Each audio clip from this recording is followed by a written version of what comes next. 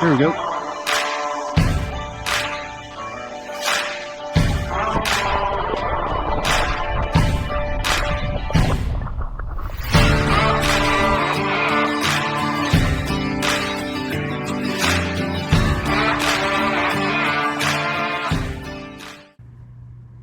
All right, guys, welcome back to another episode of Fly Tying Tuesdays here with Carlisle Fly and Foul. Today we are tying the Purple Haze dry fly. Essentially, this is just a Parachute Adams kind of pattern, but with this really cool UV ice stub in purple. Actually, I think this is in violet. But we're going to dive on in it today, and I'm going to show you guys how I tie this. Starting out with a TMCO 100 BL. This is a size 14 dry fly hook, and we're going to be using some 8/0 purple thread. So start by getting your thread started here on the hook.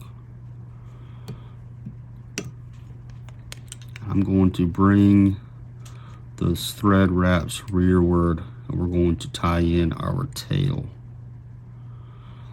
So for the tail, I'm using two different hackle fibers, one in like a brown color and a grizzly color, and I'm just going to strip off about a dozen or so fibers off of each of these stems. We're going to measure about a hook shank in length for our tail. Give our bobbin a counterclockwise spin. Tie these in.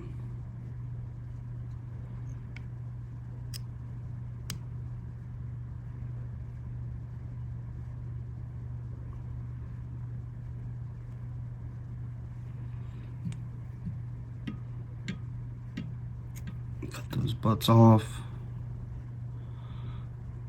We'll wrap forward to kind of clean that up some. And bring your thread about a eye length behind the eye there. And now we're going to tie in our post material. This is just polypro yarn, and you can use any kind. This is just some stuff that I've gotten from a craft store.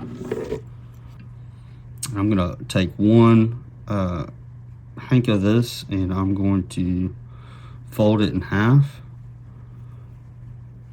and we're going to tie that in right here behind the eye.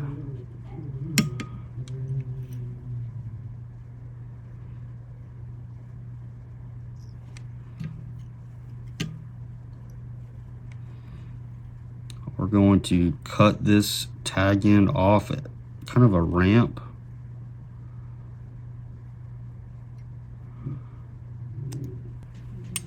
We can come back, clean that up. Doesn't have to be super neat. We're going to come back and clean it up some when we dub over this. Now here's a trick for your post. Is you want to take that post material and spin it clockwise. And this is going to help us tie this into the hook. Spin that clockwise, and then you're going to fold it in half and bring that fold back down, and then let go of that, and you'll see it furl up on itself like that. And then we're just going to tie that in. Bring our wraps rearward, and then the same thing here. We're going to cut this off in kind of a ramp close. Then we can clean this up and build up a little bit of a thread ramp here to kind of give ourselves a nice tapered body, and bring your thread rearward to the tie-in point on the tail. Next, we're going to come in with some fulling mill ice stub in violet. Pull you off a pinch of that, and we're going to dub that onto our hook. Just start there at the tail and start wrapping forward, trying to build a nice even tapered body here up to the parachute post. And then when we reach the post, we're going to go ahead and start taking wraps up the post to kind of give us some structure on this post. That way we can tie in our hackle. And when you're wrapping up the post, it's important to kind of make a few wraps up, and then you want to come back down to the base of the post, and that kind of helps lock it in to place a little bit better. Kind of help save your work. And then we're going to take a couple of wraps around our hook shank, and then we're going to leave our thread in front of that post. All right, next we're going to tie in some grizzly hackle, and you're going to start with some thread or some of the stem exposed, and strip off some of those fibers on the right side of that shiny side. And we're just going to tie this in right here at the post. And just do 2 good wraps there. And next we're going to come in with our brown hackle, and same thing here. I've just stripped some off of the stem so that way it will orient correctly when we start wrapping it on the post.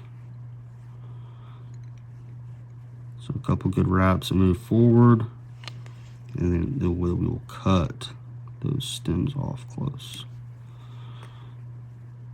And then bring your thread forward to you right behind the eye, and we're going to bring in our dubbing. And we're going to wrap that dubbing on the head of the fly and work our way back toward the post. And then we're going to do a couple of wraps around the post there. I've got a little bit more than what I need, so I'm going to pull some of that off.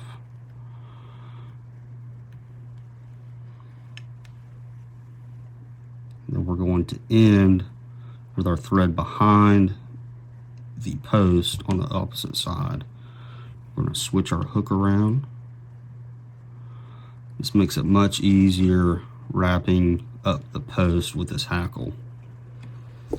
We're going to take both of our hackle feathers, and we're going to wrap behind our thread and work our way up that post. About 3 or 4 wraps will be plenty. Come in with our thread and tie that in.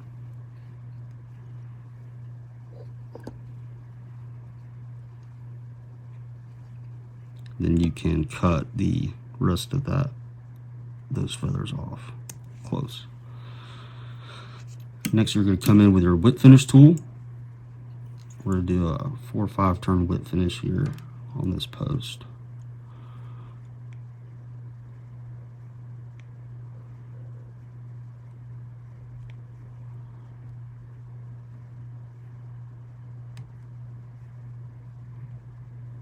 Just try not to trap as many of those fibers as you can. Inevitably, you will still trap a few here and there. It's not that big of a deal, because we will clean that up.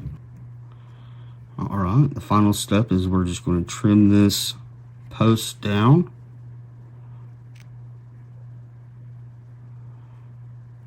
Right there. Kind of fluff it out some. And there you have it. That is the Purple Haze dry fly. Again, that's kind of pretty much just a parachute Adams, but we've tied it with some different color variations to make it into this Purple Haze dry fly. It's just a super cool looking fly, and it catches fish. I don't know what it is about purple, but trout absolutely love purple. So yeah, you guys give this a try. Tie some up and see how it works for you. But this is the Purple Haze dry fly. Appreciate you guys watching. Remember to like and subscribe. Drop me a comment below. Let me know what kind of flies you guys want to see me tie next. But I appreciate you guys watching. We'll see you on the next one.